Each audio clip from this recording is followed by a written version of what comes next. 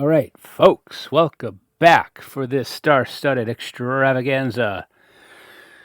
As you can see, there's a particular transformer here, little blue cassette player, who we all know and love as Soundwave. What I got in the mail today was not Soundwave, of course. This is Newage H21Ex Scaramanga,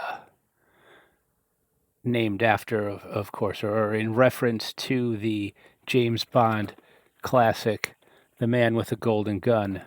The titular villain, Scaramanga, was actually a cassette player in real life. Bet you didn't know that. No, Scaramanga was the Man with the Golden Gun, played by the heavy metal legend, Sir Christopher Lee. Let me dazzle you with my James Bond knowledge, because in that movie, where was I going? What was this? This is a stream of conscience show here, folks. So I didn't do any research beforehand. So, Man with a Golden Gun, also starring Hervé Veliches. That's his name, right? Scaramanga's sidekick. Can we call him his sidekick? An assassin who ended up getting stuffed in luggage and thrown into the ocean. That was rather rude, Mr. James Bond. But Man with the Golden Gun, yes. The Bond girl was, oh man, Maud Adams, if I'm not mistaken. Maud Adams, the Bond girl in that movie, who has a special recognition because she was one of the few actors that got to come back in a later Bond film playing a different role. That's right. Maud Adams was in Man with the Golden Gun, and then she came back in a later Roger Moore movie. I'm going to say this without snickering. Octopussy. Ah, oh, damn it. Maud Adams came back as the titular Octopussy. Wait, was she Octopussy? But there was an octopus named Octopussy in Octopussy, right? Anyway, it's been a while.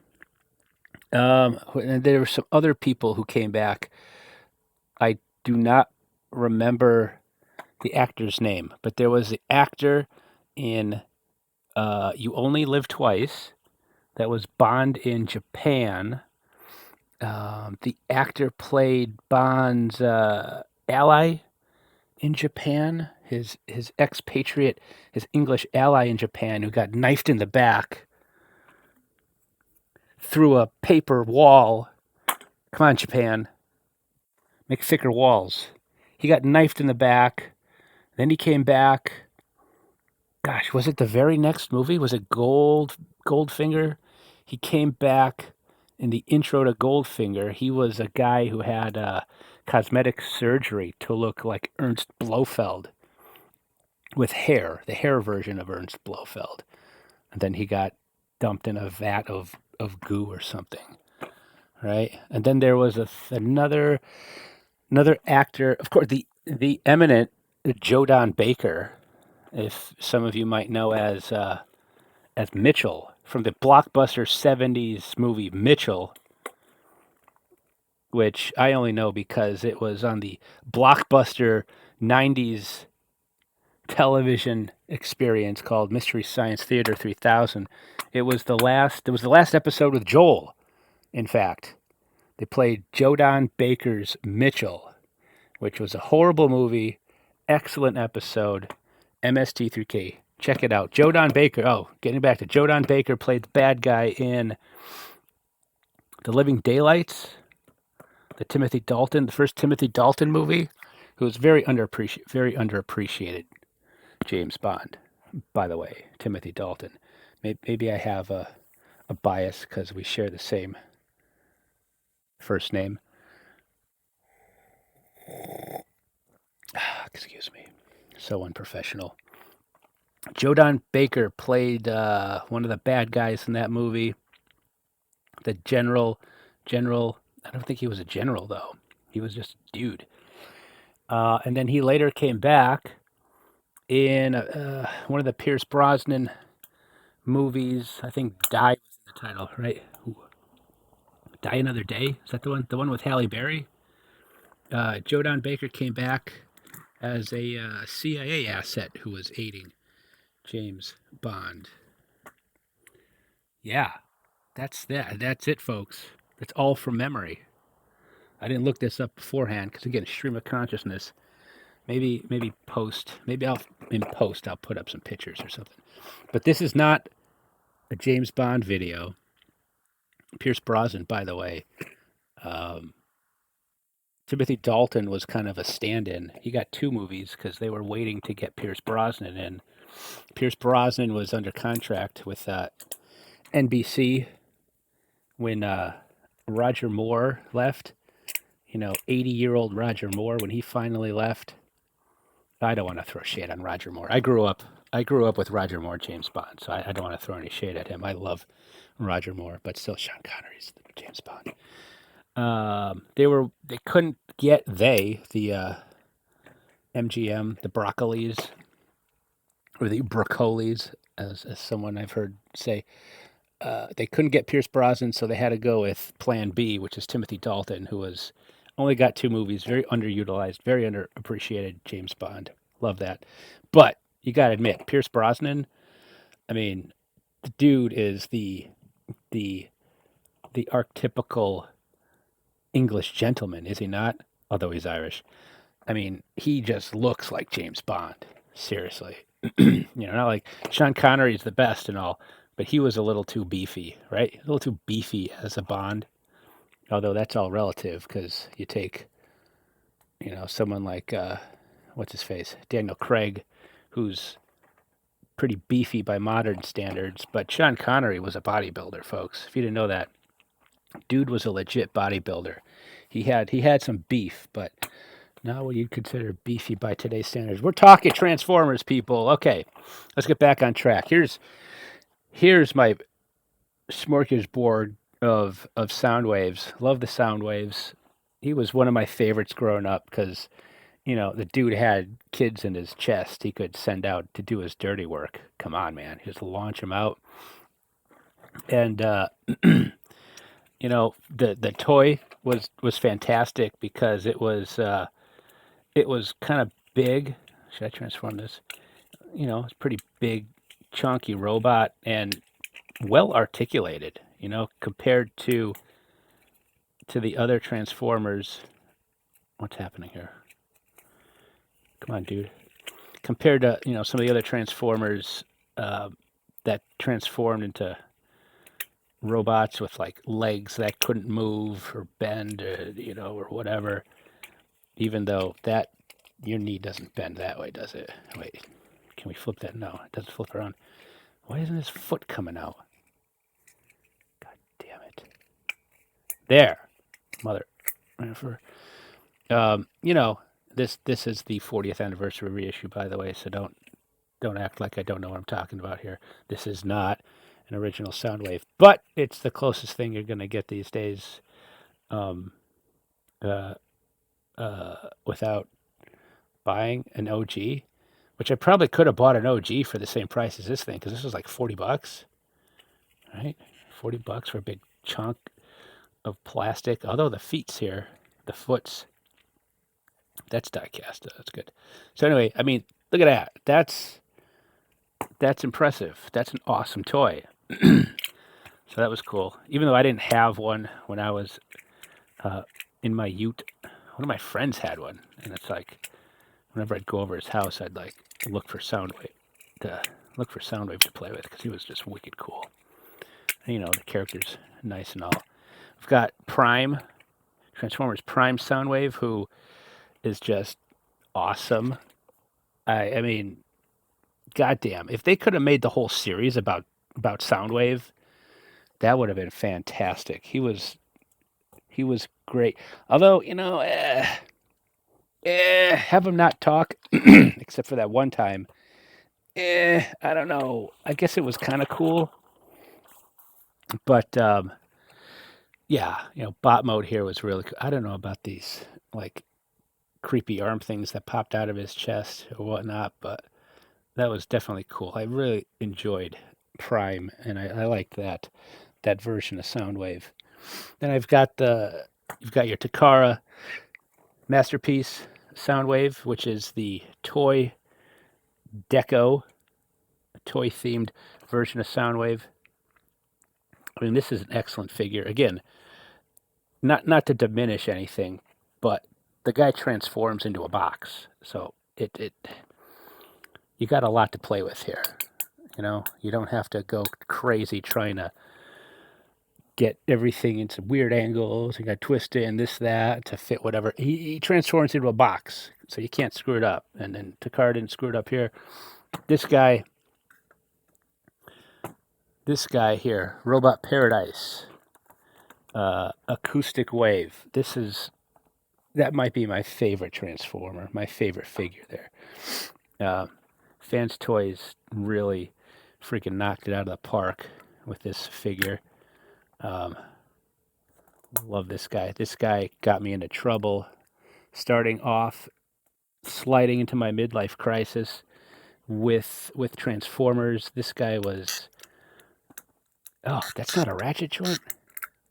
Oh, just back side to side, not... whatever. Yeah, I saw this guy was coming out, saw some reviews. This thing was, what, $250 when they released him, and I was like, wow, that must be nice. But then they started showing up on eBay, and I saw a US seller with this guy and then the 3-pack of the cassettes, and I said, take my money, please. $400 later, and wow. But this guy is just, oh man, he is just so solid and beefy. This is the cartoon, the cartoon deco, if you want to call him that. He does come with bits and bobs that you can like clip onto the side here to get that more toy look to it.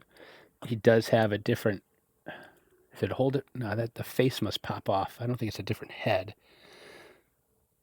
Yeah, I think it's just a different face that you can put on him. Although, wait a minute, do I have the wrong face on him? Do I have a toy face on a cartoon body? Something's different in there. Whatever. So Fans Toys does give you options to make them look more cartoon, or sorry, more toy-like, but it's not what we came here for. If anybody's left, if anybody is left watching, thanks. Now I'm going to open the toy. Now I'm going to open the new toy. It's been a while since I visited Show Z store, but I decided why not check them out, because I, need to spend some more money. Saw a pre-order for the EX version of Scaramanga, and this thing looked great. The photos looked fantastic. It really popped. I'm assuming that's a tampograph. Looked great, because there were some other legends. Yeah, look at that. Some other legends that looked okay, but this thing really was jumping out at me. I thought, that looks fantastic. Here, let me correct this. Zoom in a little here. Oh, this doesn't pop the chest. How does his chest open? Oh, you just kind of slide it down. All right, no big deal. But it's a small guy. The issue, I really like legends. I was thinking about transitioning into or collecting legends a while back, but then I realized I don't need to keep spending money on this. But some legends just kind of look goofy, because it's so small. Like Cyclonus, for example. I have a Fans Toys, excuse me, I have a Fans Toys Quietus, which is Cyclonus. Oh, these feet. Oh man, that's some die cast there, which is a nice touch there. That feels really solid. Really solid. I have a Fans Toys Cyclonus, which is one of the few figures I have displayed in alt mode, because I love his alt mode. That Cybertronian spaceship, blew me away back in 1986. I was like, oh, that's awesome. So I have that hanging from the ceiling, transformed, flying around. Legend scale, alt mode looks kind of goofy, you know? Alt mode looks a little goofy. I haven't bought one of those. But yeah, this guy looks fantastic. That's great. He's got some, that's all like tampagraphs there. So that's not going to peel off. Those ain't stickers or nothing. Let's open his chest and let's pop in a cassette, which, here's where the scale kind of bites you, because that absolutely does not really look like a cassette, does it? And we got one to go in there. That's rather distracting in his chest. But, what are you going to do? At least, oh crap, what are you going to do? Rumble? Or Frenzy? Where the F you are? Get out. Get out. Thank you. Thank y'all very much. All right, let's look at this guy. These joints. Okay, so you can see another thing with the Legends is some of the joints. You can get some. That's a reasonable ball joint. That's, in my opinion, that's not too big, so it's not very distracting. Some of the little Legend scale, I don't know. You get some that have really giant joints, relatively speaking, to the sides that are a little distracting when you get to it. Let me hang on just a sec, folks. Let me adjust my my angle here a little bit.